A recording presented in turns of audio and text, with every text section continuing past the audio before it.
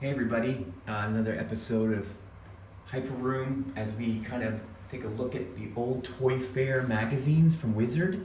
This issue is the April 1998 issue number 8 with a cover price of $3.99. Wow. So I'm going to walk through the ToyFare magazine and kind of take a look at some of the cool things that were published 20 years ago, 22 years ago now, in the ToyFare magazine, what the action figure market looked like back in the day. And so we have this digital copy of ToyFare to kind of scroll through. So the first opening spread is going to be this Hangar 18 mail order ad. So I guess my background in all of this is that in the 90s, late 90s, I had a .com that sold toys on the internet. And so I remember all this stuff that was going on at that time. And so as a toy retailer and a toy designer and a toy maker, I have kind of a different kind of a viewpoint. So I kind of wanted to take a look at some of this stuff from that perspective, as well as just being a collector and a fan of the products that came out in the 90s. So looking at this, it's just like a trip down memory lane, looking at all the Hangar 18 mail order stuff. So at ActionAce.com, we basically did the same thing. We took all these products and put them online. And in 1998, this is kind of the peak of it, right? This is Star Wars Power of the Force time. This is McFarlane Toys time. This is Toy Biz Part 1 time. Everything got really excited. And so I think a lot of us were hardcore fans of this stuff. And so just looking back at these magazines now, it's incredible to see what toys look like 20 years ago and the pricing and things like that. So these kind of mail order catalog ads are like a great snapshot. And this magazine, I think, did a lot to help people take a look at what was going on. But this is, this is not before the internet. The internet was definitely around. That's how we started selling stuff on a .com website. But I guess it wasn't mainstream enough. People didn't have broadband. People were still using dial-up modems to get into things. And while there was an Amazon, they weren't selling toys just yet. So we're just going to kind of walk through some of the pages here. Just mostly looking at the toys and maybe making some comments on the industry at the time. But it's very interesting to see, the characters and the figures that were popular 20 years ago. They have the fanfare letters page is great. I wanted to point out to this page is quite interesting. ToyFare's AOL poll, thought that was quite funny. And this is an interesting poll just for you to take a look at, which was, which as yet unmade Star Wars Power of the Force figure would you most like to see in 1998? And the choices were A. Ula, B. Aunt Beru, C. Wooher, and in parentheses, just to make sure you knew who the hell that was, he was the Cantina barkeep. D was Mon Mothma.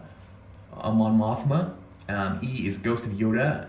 F. Lobot, and G. Other, B. Specific. And so, of course, those choices were not good enough for the fans in 1998, and so the majority were picking Other, but no clear victors. So at 28%, most people wanted the Ghost of Yoda as a new figure. And of course, as we all know, looking back, making a Ghost figure, which is basically going to just use the same mold as the normal Yoda, they just have to inject it with a clear plastic, and you've got yourself a Ghost. And I think that either ToyFare or somebody actually made that as a exclusive, so that was out there. Another thing to look at that was hilarious is the eBay here, this eBay ad. This is an official eBay ad. The logo's not even in there, but it says eBay online auctions, 10,000 toys for sale, 10,000. Wow, that seems like a very limited amount that you can get on there compared to today. And they put on Star Trek, Star Wars, action figures, comic books, Beanie Baby trend. Don't wait for the weekend, ebay.com. So quite interesting to see that, and it's amazing to see how far or how early that was, like one of the early ads and early stages for the eBay company. Okay, so at first, the break of the magazine usually does a lot of news cycles at the front, showing that pictures. Today, these pictures are released on the internet and you get them, everybody sees them. There's YouTube videos made of comments and just photos, right? But back in the day, this is how you saw pictures without having a really fast broadband connection on the internet. So this, of course, is the defining line of action figures in the 90s. It was Star Wars, The Power of the Force. They came out concurrently with the re-release of the special editions of the original classic Star Wars trilogy. And I think this was, I think for a lot of people, myself included, people who grew up with Star Wars in the 70s, or little kids, and had to just, hopefully their parents would buy action figures for them, this would be the time, the era, now in the 90s, when those kids had their own money and were able to buy their own toys. And so I think the nostalgic factor was a huge factor in getting people to buy these figures again. I mean, look, Luke Skywalker, Princess Leia, you know, the classic figures, R2-D2. And then obviously we've had over 20 years to, you know, talk about it, see books about it.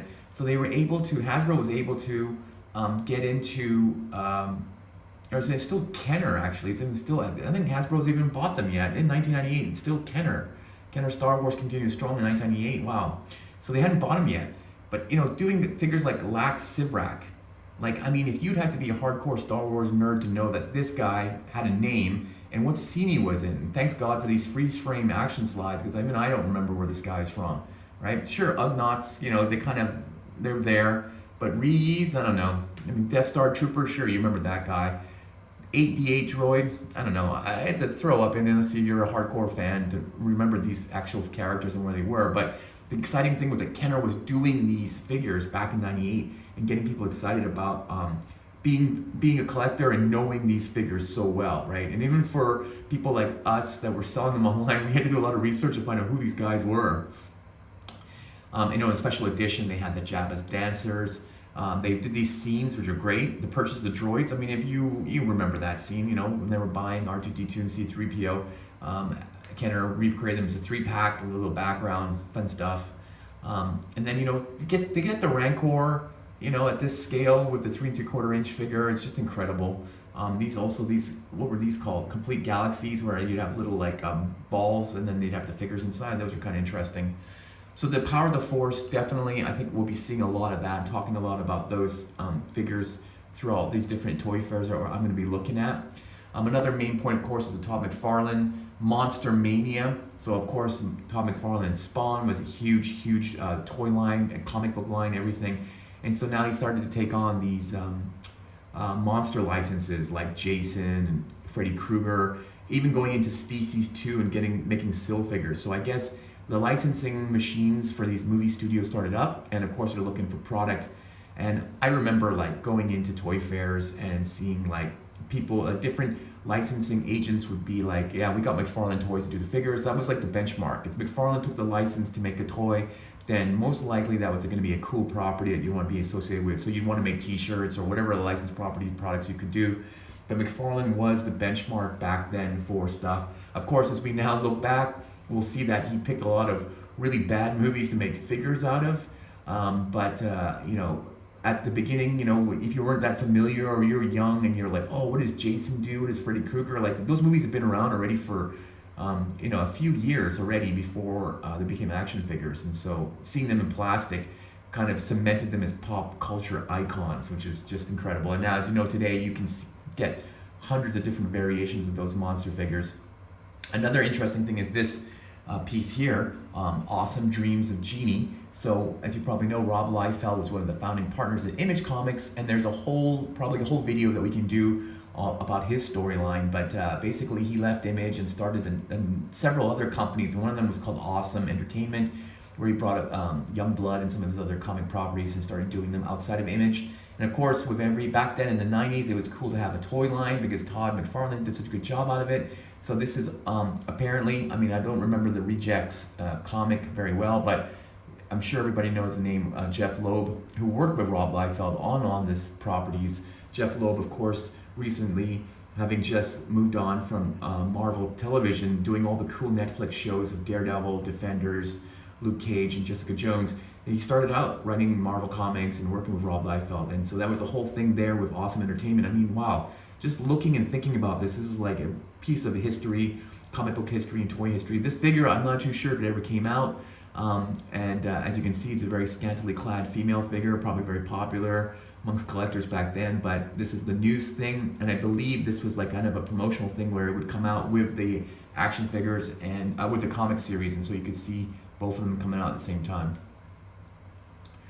Another big thing to remember in the 90s was Star Trek. I mean, Star Trek was just massive, and Playmates Toys had the license for it, and they really, really lived it through the limelight of its era, right? So Playmate Toys, maybe not so popular or famous anymore, but they did the Teenage Mutant Ninja Turtles toys. They're the ones that banked on the movies, the animation, everything. They really went all in on that, and they reaped the rewards for that line ever since.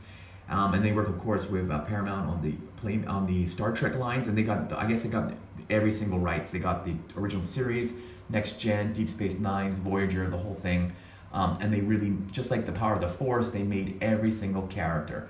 They made Kardashian soldiers. They made Trelane from, I don't know, this guy, I think it's from the original series. I know this Andorian character is from the original series.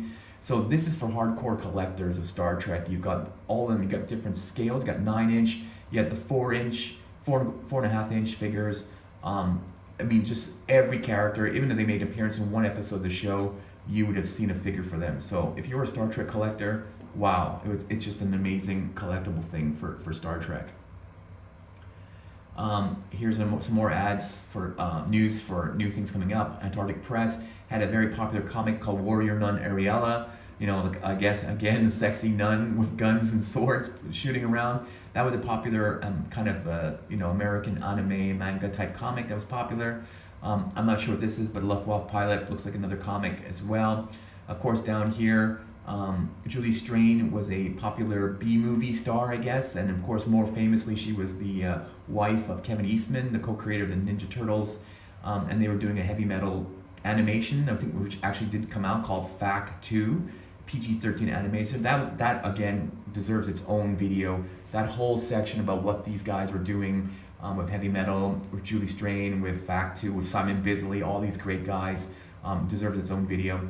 Looking at the advertising here, which will be a feature later on in the magazine, there's an ad from Graphitti Designs, who are famous for doing t-shirts and also special edition hardcovers of different kinds of comics. Got into the toy and action figure game, and they went with the independent comic book characters. So here we see Matt Wagner's Mage, Kevin Matchstick, and Grendel Hunter Rose figures, as well as Mike Allred's Madman figure. These were 8-inch tall figures. I always remember the ads always said they had different, high points of articulation. That was the thing. People didn't want to just have a like a figure that didn't move. It had to be able to pose and things like that. So that was a big thing.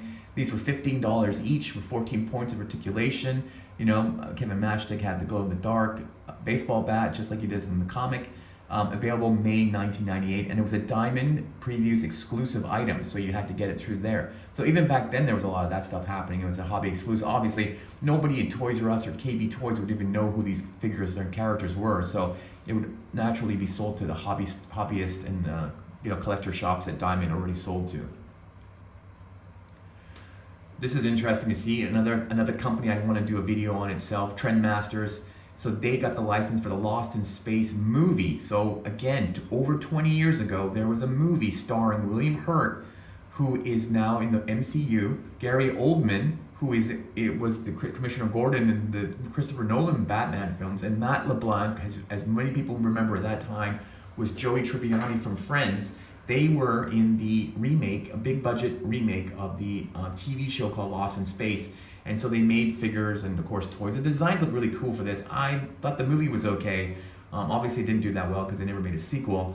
But, you look at Netflix today, there's 2 seasons of another version of Lost in Space on TV right now. So I guess that property is going to come back for every new generation. It's about a family gets lost in space. But the figures, the designs are pretty cool. And, yeah, Trendmasters. Wow. That's a name I haven't heard in a long time.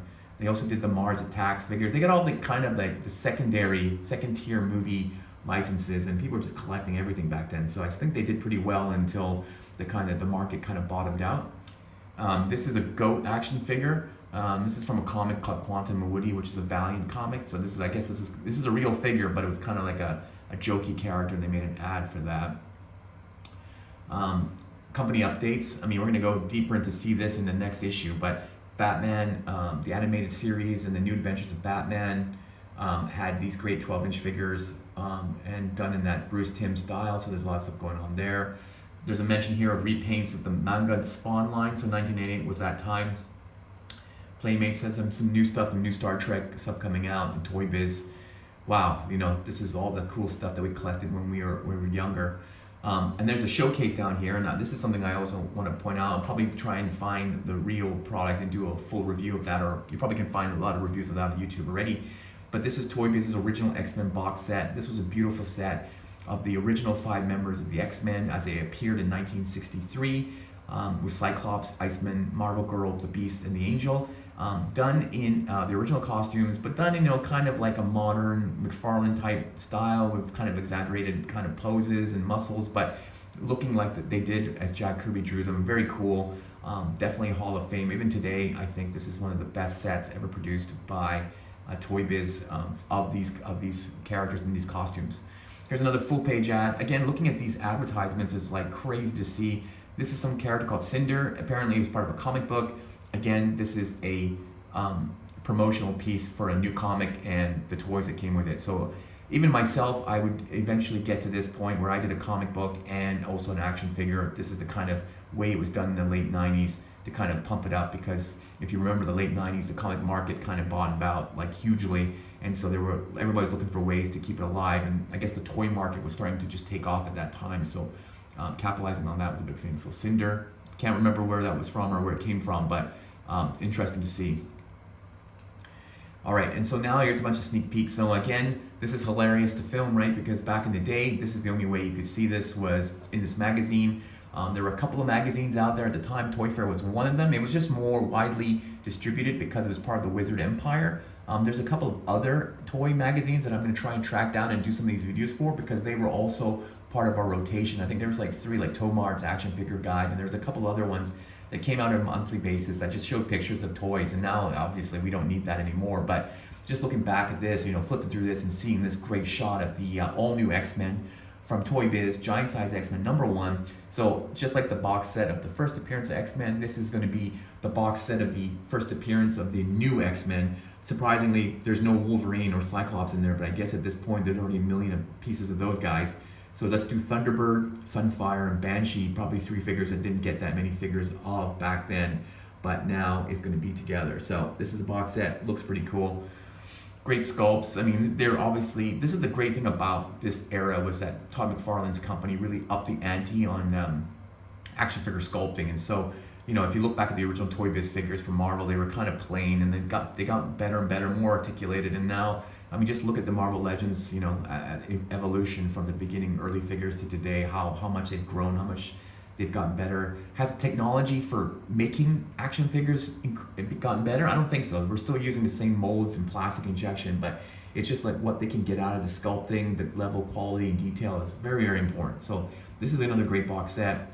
And then we look at things like the Batman Night Force Ninja. So I think these were mostly made for kids, because they look at all the accessories these things have, right? And also they were making like Pirate Batman. They were making some kind of weird characters here. This is Night Warrior Batman. There's a Killer Croc, Street Warrior Batman, and Martial Combat Robin. So they all had some kind of action poses. But I mean, this is the first time you would ever get to see a Killer Croc action figure. I mean, of course you'd see a lot of Batman, but you want a Batman in an assortment. But you definitely want to include some other characters in there. And so I remember it's always harder to get these guys, like the Killer Croc guys, because obviously most people would want to buy a Batman, but collectors are looking for the harder to find ones, right? Which would be the Killer Croc or the Robin, or the female figures usually. But this is an interesting thing. This is, again, another thing to take a look at. When Kenner had the license for Batman, they would make all these kind of things with Batman and Superman and the Justice League, and just go crazy with all these accessories and things like that.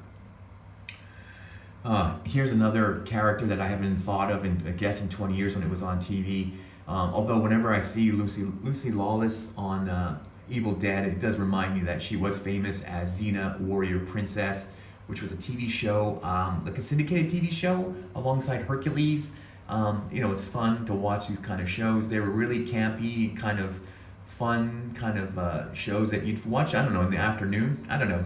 I can't really remember the storyline for these things, but I remember like Xena and Hercules were very popular. They ran for years, and of course here Toy Biz got the license for it and made the 3 figures here. I'm not sure if they made any other ones. This kind of line doesn't really, and the collector behind this probably doesn't really want to see her in different outfits and things like that.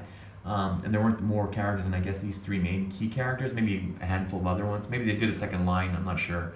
But it's interesting to see that this is another piece of pop culture history, the Warrior Princess character that predated, like, you know, what we see today with Gal Gadot's Wonder Woman. All right, and then now we're looking at the Creeper. This was a another Kenner line figure from the Batman animated series. And if you're a comic book fan, you'll know the Creeper was created by Steve Ditko, the co-creator of Spider-Man, and he was a crazy character that I don't think he really was part of the Batman world in the comics, but they kind of figured a way to fit him into the animated show and his Batman universe, and it worked really well. He was a crazy guy, crazy kind of character, kind of like a super version of Joker, but definitely very interesting to see, and they've redone him many times now. You've probably seen him in different formats since. ToyFare, Toy Biz did a vault assortment of deluxe figures. This is crazy to see because, you know, the vault 20 years ago, okay, it's, I guess, the superhero prison from Marvel Universe. But if you look at the characters that are there, I mean, I bet you people who saw Age of Ultron or Iron Fist on Netflix don't even know who these characters are, even though that is Ultron, that is Typhoid Mary. And this dinosaur-looking guy, I don't know who this guy is, but he's called Stegron. I don't remember him in the comics at all, but hey, it's a dinosaur figure, so it looks cool. But they were making, I don't know if this is like, we need more figures, we need some more villains so that they can pose and fight with the hero characters that we have, or they were just grasping at like, what else can we make? Let's try the vault. It seemed like maybe people were just buying anything at that point, right? So they would try all kinds of new things, and here you go. Here are 3 very obscure characters. Maybe after this they learned a lesson not to go too obscure, or I don't know. We'll have to take a look and see what happened with that, because I don't remember this line at all. But it's very interesting that they made a line of the villains. Usagi Yojimbo, as everybody knows now, I probably would assume that this came out before he was introduced into the Teenage Mutant Ninja Turtle line. But San Sakai has a great comic book, black and white comic. It's been around forever. It's probably the first like animal character that was like a Japanese samurai character before the Ninja Turtles. When did it come out before the Ninja Turtles? I'm not sure. Maybe it came out around the time the Ninja Turtles came out. It's still running today, still drawn by Stan. It's incredible. And so Antarctic Press looks like they decided to do an action figure here. So this is one of many versions of Usagi Yojimbo that have come out over time. Very interesting to see that this character has been around for so long and has been absorbed into different things. But it does say that, in this article, it does say it has already come out as a Dark Horse toy and from Playmates under the Ninja Turtles line. So it's been around for a while already, and I'm pretty sure you've seen since. There's been a lot more Usagi Yojimbo action figures since. Middle Earth, this is also crazy to see. I believe this is definitely 1998, so this is pre the Lord of the Rings films that came out, right? Because I believe that those Lord of the Rings films figures came out from Toy Biz. This is from Toy Vault. So Toy Vault got, I guess, the Middle Earth license and basically made figures from the books, and so interpret them as the characters from the books. And I think these did pretty well too. I mean, there was so many characters came out. I don't really follow this line, so I can't remember, but you see Gandalf here and Balrog figures. Wow, look at that. They're only like $14 back then. Pretty amazing. Toy Vault, again, another company probably good to look at, but I believe they were more of a collectibles company targeting the hobbyist market, so working with Diamond mostly, than trying to get into Toys R Us and KB and those kind of places. But this was out there, and maybe the success of this was actually part of the reason why they made the films, right? Because I felt like a lot of stuff was done in this era as tests, and you could test it as a comic or a toy before going into it with a full film. Or maybe the license holders were like, hey, supercharged by the interest level in something like Middle Earth back then, that they're like, hey, we try and make a movie. And then, as we all know how that turned out. And then interesting to see that Lord of the Rings will continue on Amazon this year or next year. So the life of the Middle Earth and the Lord of the Rings characters continues. All right, here's back into another story. So here is an interview with Graphitti Designs and their line called Big Blast, which we saw the ad of earlier, of Madman, Mage, and Grendel. So this is probably an interview just to say, why are we doing this? What's going on? Why are they so great? Why you should buy them? It's quite interesting to show the history behind the characters I'm a big fan of these independent comics. I'm a huge fan of Matt Wagner, so of course I wanted to pick up the Kevin Matchstick and the Grendel, and then might as well get the Madman together. Mike Allred's Madman comics, of course, another huge pop culture icon of the 80s. Like all three of these characters were. So it definitely didn't seem like it was such a long shot to do that. I guess the next line, or this is the second line, I can't remember, but they did a Hellboy. I got the Hellboy figure. I remember because it was so heavy on top because they made it so accurate to Mike Mignola's art that it wouldn't stand up properly. Since then, as we know, we've got Hellboy movies, live action films. We've got tons of product about Hellboy. It's another pop culture phenomenon that's out there that will always be remembered by people. And then they're looking at here, there's like a big blast wish list. So try to get what other independent comic characters do we think we should get action figures from. Number 10 was Mr. Monster. Number 9, Strangers in Paradise. Number 8, Martial Law. Number 7, Cerebus. Number 6, Nexus. Number 5, Bone. Number 4, Sin City. Number 3, Hellboy. Number 2, Milk and Cheese. Number 1, Astro City. Okay, so this is 1998. These are the wish lists of the independent comics. How many of these actually did come out? Well, we did get an Astro City line. We did get a Milk and Cheese figure set. We did get Hellboy. We did get Sin City from McFarlane. We did get Bone. I'm not sure if we ever got Nexus figures, and I'm pretty sure we never got Cerebus action figures. We definitely didn't get Martial Law figures, which we should have. Stranger in Paradise, definitely not, and Mr. Monster not. So there's still some access there, but definitely the top 5 there, we all got figures eventually from these fantastic independent comic action figures. Some done better than others, but definitely we had a bunch of them out there. Oh, here's an ad for Dynamic Forces, another company that was doing a lot of signed comics and signed action figures at that time. Power of the Force. Okay, so then I guess that was the end of the main content, and so now they kind of had a lot of this kind of, looks like kind of filler information, but it's kind of fun stuff. Like this is like, I guess ToyFare would then employ some custom toy makers to make some funny stuff. So and of course, Power of the Farce, this sounds funny. They got the Ronto Dung Jawa, they've got Luke and Leia's Love Child, George Lucas's Star Wars Babies, Uncle Owen on Baru Burnt Corpse action figures. Haha, very funny. Blast Hole Greedo, the original Jabba, as before they added the CG into him, Squish Palpatine, and R2D2 that was serving alcohol to Lando, and of course a Porkins figure. Haha. Okay, so I think this was kind of funny. I guess obviously the age group, probably I had a good laugh at this when I was a lot younger. Pretty funny to see that they actually made the effort to make these kind of figures and some content around there. But to be honest, the real draw was every issue was the Twisted Mego Theater. Every issue, of course, they would put all the figures from Mego together with other action figures and have these kind of comedy things. A lot of deep cut jokes from comics and things like that. Just such a great thing to do with this kind of fumetti, or I don't know, this kind of photo comic style.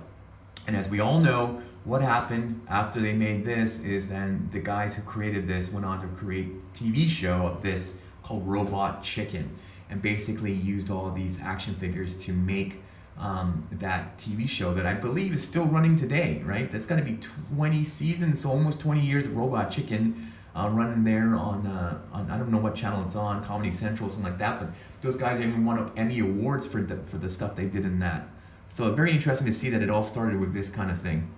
Here's an ad for a new issue of Wizard coming out. So again, this is a timestamp of the era. The Superman logo is of the Superman red and Superman blue. So when he split into two characters, then they were electric. So that kind of gives you this feel like what happened there, what was going on in comics at that time. Obviously, if there was a free Superman poster by Joe Madureira, that he was a very popular artist at that time, but that was going to be on sale in March. Here's a contest to win some Witchblade action figures. That was always something part of it.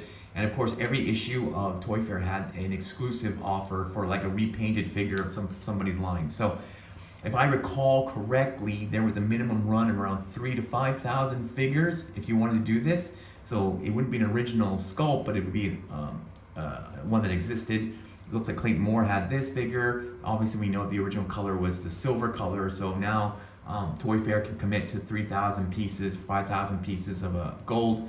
And so they would offer it as an exclusive to their readers, which is great. And I think I never got one of these or never saw them, but I think you can see them at shows today, and they come in like paper boxes with plastic bags. They even come on a card, but they were done as special exclusives, very limited run. Probably something to look out for if you were collecting this kind of stuff from the 90s. And then they have a retrospective thing, so this is cool as well, because to me, when I was a little kid, looking at like toys from the early, like the G.I. Joe, Transformers, the thing that we liked, there was a whole bunch of these kind of things, and there's a lot of channels on YouTube that talk about these kind of old toy lines and where they came from, and I love watching them. And this is just a text piece about the Advanced Dungeons and Dragons action figure line. Again, it wasn't based on a cartoon. The cartoon series, Dungeons and Dragons, they didn't have a toy line necessarily.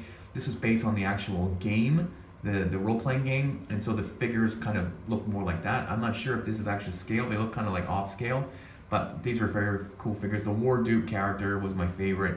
I think that those ones are worth a lot of money today. Somebody should bring this back eventually. I mean, knowing, seeing that Dungeons and Dragons is so popular again, I'm not sure why no one's making new figures of that, but that's interesting to see.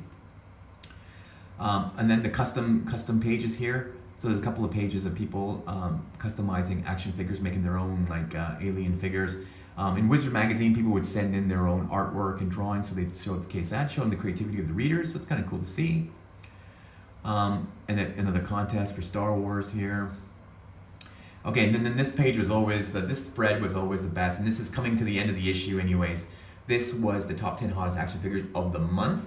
I'm not sure how this was gauged. They don't have any records or anything like that, but I'm assuming it's going to be based off of excitement for the figure, as well as how hard it is to get, and then was there any secondary value of it going up. Back then, I think it was pretty hard to trace all this, so it's basically just them probably picking out maybe some of their favorite figures, maybe some advertisers' figures. I'm not sure, but it is good to see. I mean, it's a no-brainer to find out that Han Solo and Tauntaun at 12-inch scale would be number one. I mean, who doesn't want that? It's an incredible figure. And of course, the number two would have to be Luke Skywalker and the Wampa.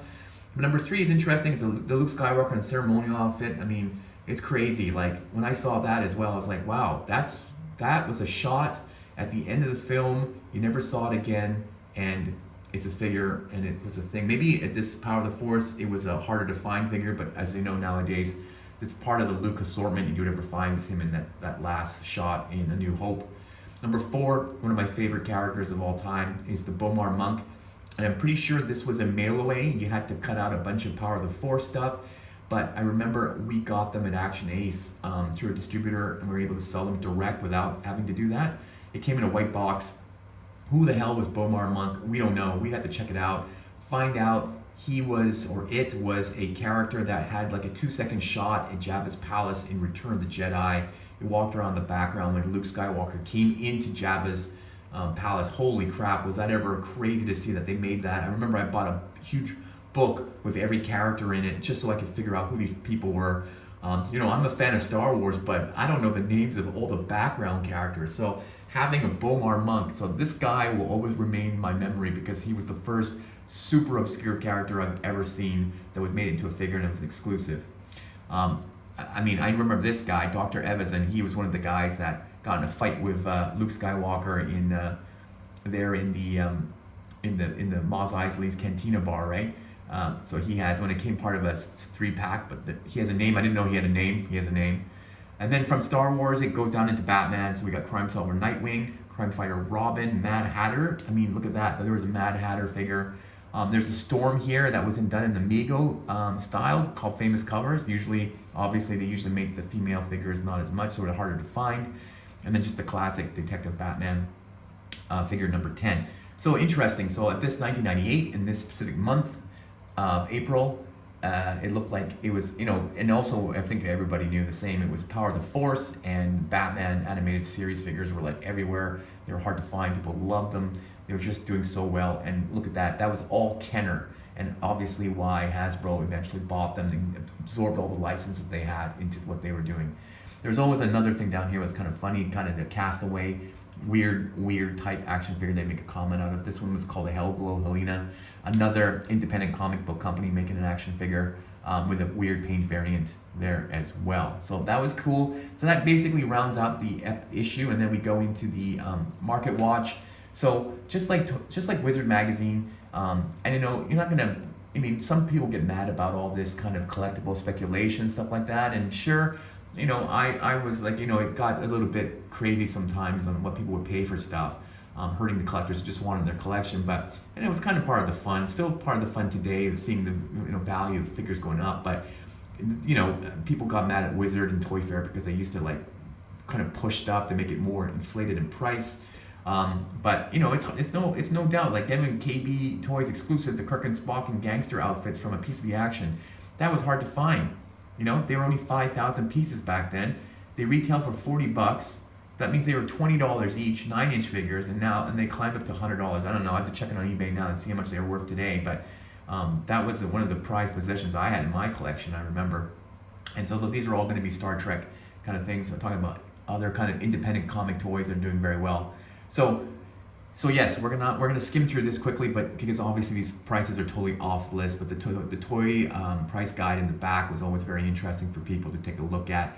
Where they get these numbers from, who knows, for the time. But it was good to see like what was hot, what was not, and just see some of these photos I do. And also I always like looking at the ads, like wow, what was going on back then. Lady Death, the scooter from the Muppets. Beta Ray Bill, this is a great line. It's amazing to see that this came from a Silver Surfer line from Toy Biz, right? Today he's part of Thor, and Thor is more popular and famous than Silver Surfer. It's just crazy how the roles are reversed in 20 years. Savage Dragon figure, and Aquaman, Black Lightning. He has a TV show now, but back then he was part of the Total Justice line, right? He was one of their characters with all this extra accessories. He's famous now, but back then nobody knew who he was. Dinosaur Neil from The Tick. Bandai, America, a famous Japanese toy company, had an American line, released a lot of licensed figures from the States and then from American properties. That figure looks super cool. I'm not really familiar with it, but it looks really neat.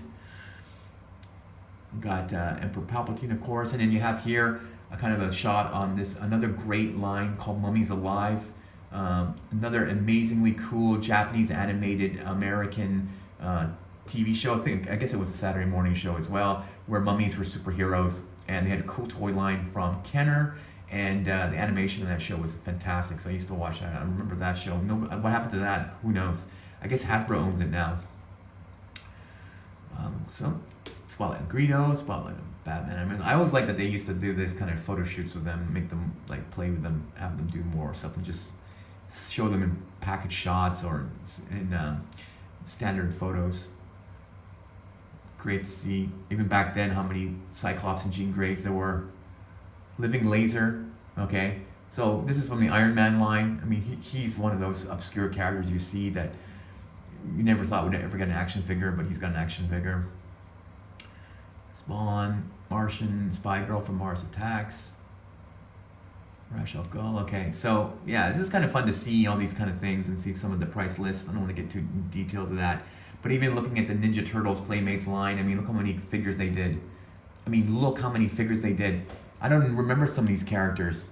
Hotspot, Hothead, Jump Attack, Jujutsu Wrath, right? Wow. Movie Star, Foot Soldier, Mondo Gecko. So many characters from the Ninja Turtles. It's just incredible. It's also incredible to see the prices. Look at this, $4? That's crazy. You can't buy a ticket of an action figure for $4 today. So crazy to see. Ooh, Tiffany, great, from Spawn. This is another character that deserves an entire video by itself. I'm sure there already is lots of videos about it on YouTube, but wow, just can go so deep into that. Voodoo, again, as well, from Wildcats. Amazing to see him. Heard or seen of these things since probably looking through this magazine 20 years ago. The Wizard. There's a price guide here for statues. Okay, so look at that. There's only one page of statues. Can you imagine today how many pages this could fill? There's so many statues available today. It's incredible. So I think it's very amazing to see that this all exists out there. This Grendel from Bowen Designs is $300. Wow, imagine, I think you can't even find these things anymore, right? Collectors really held on to it, and the runs were super limited, right? I remember a lot of people were like, okay, it's a limited 2,000, but they didn't really make 2,000. They made half of that many, and they had an option to make another 1,000 if the figure was good. But already 2,000 piece limited edition was pretty amazing. And if it was actually 1,000, it'd be even better. But a lot of money can be made because these things were a few $100 even back then. So nowadays they're even more advanced and better sculpted, better produced, just amazing. I just want to just mention this, Beanie Babies. I don't know why this is in here. It's not really an action figure kind of thing, but again, it was a phenomenon in the 90s, right? These kind of plush beanbag toys, right? They're so hot. I mean, look at some of the prices on these even back then. $1,000 back in the 90s. I mean, I don't know how much these things are worth today, but quite interesting to see this as another time capsule of the era. Of course, and then here we got World War Chicago, 98, the guest of honor, Todd McFarlane. He would still be the guest of honor today. So amazing. July 17, 1998, the Rosemont Convention Center. Amazing. They have a toy. This is cool to have this black book here. So these are dresses. I'm not sure why. I guess if you want to get in touch with them, but it's interesting for us to look at them today, 20 years later. How many of these companies still exist? Bandai America, Bolt Entertainment, Cap Toys, Galoob Toys, Hasbro Toy Group, and then Kenner. Hasbro New Ventures, Mattel, McFarlane Toys, More Action Collectibles, Palisades Toys, Playmates, Skybolt, Thinkway, Toy Biz, Trendmasters, wow, and then exclusive figures out of FAO Schwartz, Hangar 18, KB Toys, Puzzle Zoo, Target, Toys R Us, wow, think about that. And then this is not even as many as online retailers there are today selling toys, which is just incredible, right? All right, so next issue we're going to look at will be ToyFare number 9. It will feature a lot of Batman and Robin stuff from the animated series. And the big selling point here looks like they've already lined up the next exclusive figure, which is a Cinch or Sync from Generation X, which is an X-Men comic book spin-off, like a New Mutants thing. So they already knew that they were going to make for that, and that's on sale in March. I guess this is the last page. They did it. They had a guest columnist here by Sarah Dyer, who was also a comic book artist at the time, talking about female figures. And I guess this is like one of the last ads here. Exclusive Toys R Us figures for Dr. No 007 James Bond. Wow, look at those figures. So there was a whole line of these, I guess 9-inch figures, I'm pretty sure. Were they 9 inches? Maybe not. Maybe it looks like they're 6 3/4 inches. That's a weird size. They look like they had real cloth outfits. Don't look anything like Sean Connery.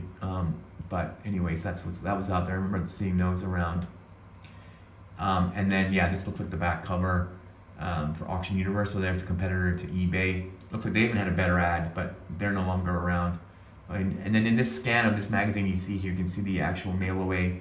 They even scanned in the mail away coupon to get the Witchblade Gold. Look at that, $6, $4 shipping handling, $10. Expires April 8th, 1998. Incredible. Just amazing to see this kind of stuff today still, and only 3 entries per household. So I guess there was a lot of scalpers getting in there buying those things and reselling them, because $10, I probably can sell it for double easily. All right, so that's the end of the first issue of our first review for ToyFare. This was not the first issue. This was the 6th or the 8th issue of ToyFare, but it was kind of interesting to take a look at. I'll be back to do the next issue and talk and share some information of what we saw there. So see you in the next video.